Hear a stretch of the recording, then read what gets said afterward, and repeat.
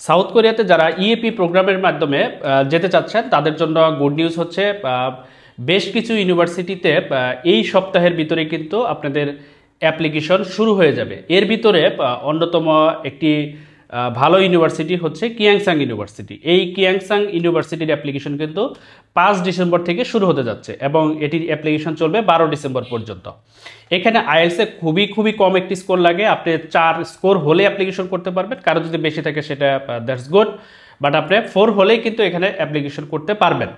এই ইউনিভার্সিটিতে এখানে এই ইএপি যে প্রোগ্রামটা রয়েছে সেইখানে আপনি 20 সপ্তাহ ক্লাস করতে হবে। এই 20 সপ্তাহ পরে আপনি ব্যাচেলরে যে সাবজেক্টগুলো রয়েছে সেই সাবজেক্টগুলোতে পড়তে পারবেন।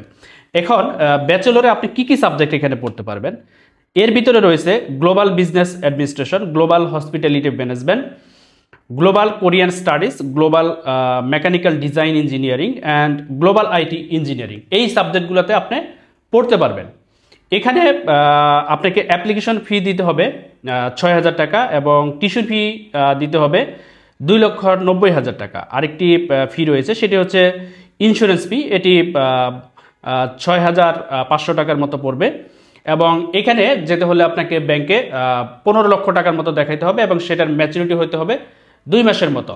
সো যারা এই ইউনিভার্সিটিতে অ্যাপ্লিকেশন করতে চাচ্ছেন তারা দ্রুত আমাদের অফিস ভিজিট করুন।